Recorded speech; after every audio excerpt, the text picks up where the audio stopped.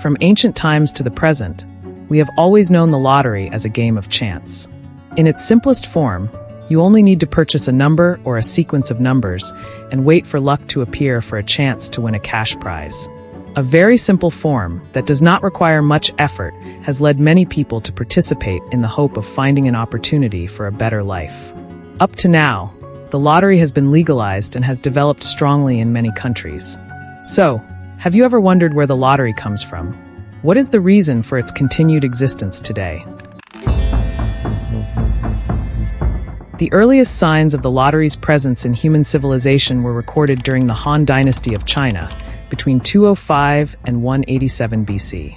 In the form of Keno, a game similar to the lottery, the oldest example involved drawing wooden plaques with 120 Chinese characters. These lottery forms were believed to have contributed to financing major construction projects, such as the Great Wall of China. In the West, the first known lottery dates back to the Roman Empire, mainly as a form of entertainment at evening banquets, where wealthy noblemen distributed gifts. The earliest records of a lottery offering tickets for sale were issued by the Roman Emperor Augustus to help finance the renovation of Rome. The winners received prizes in the form of valuable artifacts.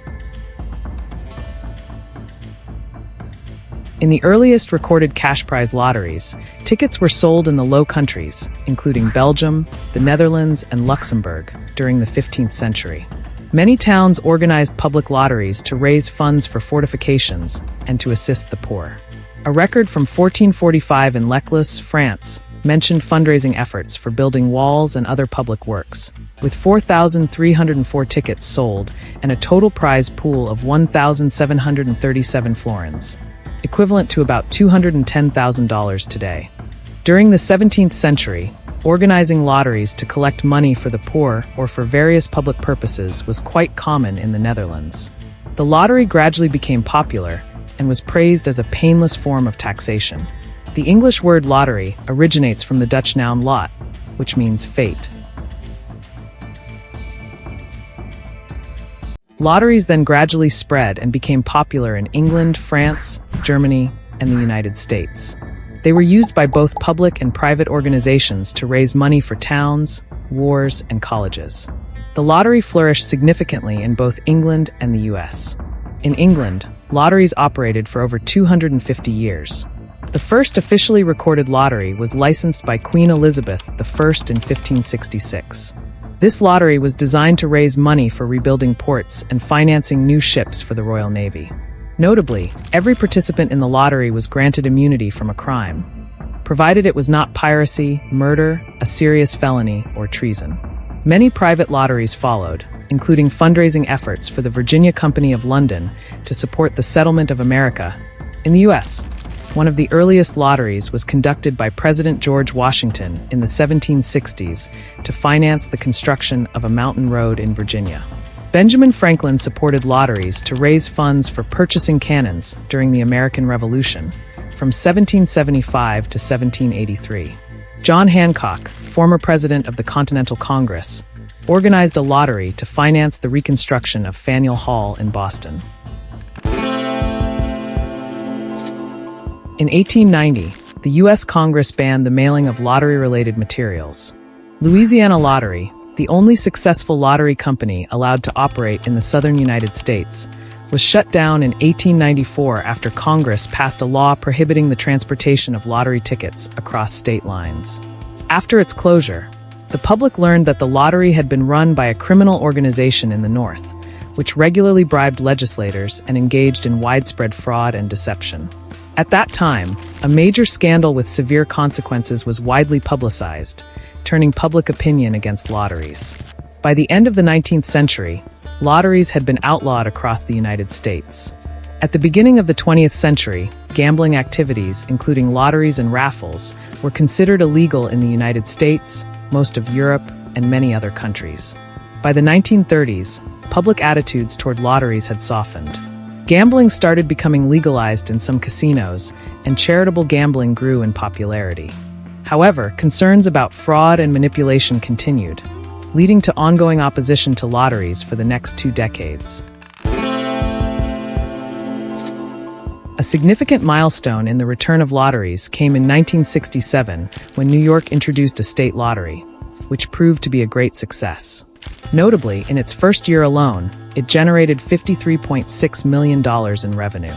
Following this success, lotteries regained public interest and gradually spread worldwide. Most people began to accept the existence of lotteries, even if they did not participate themselves. However, the gap between those who accepted lotteries and those who actively participated in them seemed to be narrowing over time. After centuries of ups and downs, being banned and then legalized again, lotteries continue to thrive and have become one of the most popular forms of gambling worldwide. So, what makes them so sustainable? 1. The dream of a better life. It's undeniable that one of the biggest reasons millions of people play the lottery is the hope of escaping poverty and changing their lives overnight.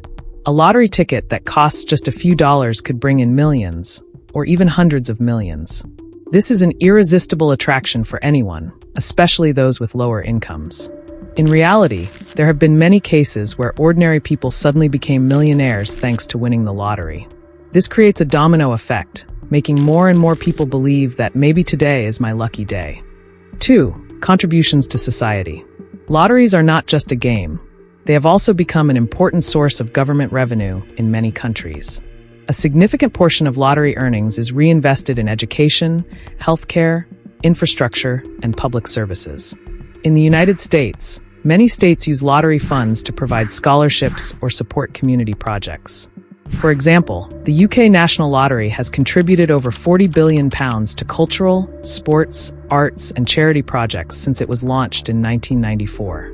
This has led many people to support lotteries, as they believe that even if they don't win, their money is still contributing to society. 3. Psychological appeal. Lotteries tap into one of the strongest psychological factors in humans: hope and the illusion of control. When we see others winning, we tend to believe that we can do it too, even though the actual odds are extremely low. Moreover, through clever advertising strategies, lottery companies know exactly how to keep players hopeful. By showcasing winners living luxurious lives or sharing inspiring stories of how the lottery helped people escape poverty.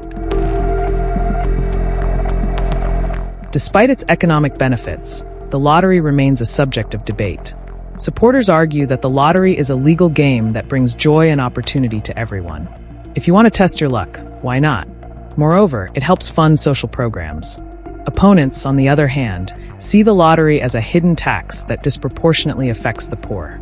They argue that lower-income individuals tend to buy lottery tickets more often, yet their chances of winning are almost zero. Additionally, many jackpot winners have faced tragic consequences, struggling with financial mismanagement, falling into debt, or even going bankrupt. Ultimately, the question remains: do you believe in the lottery?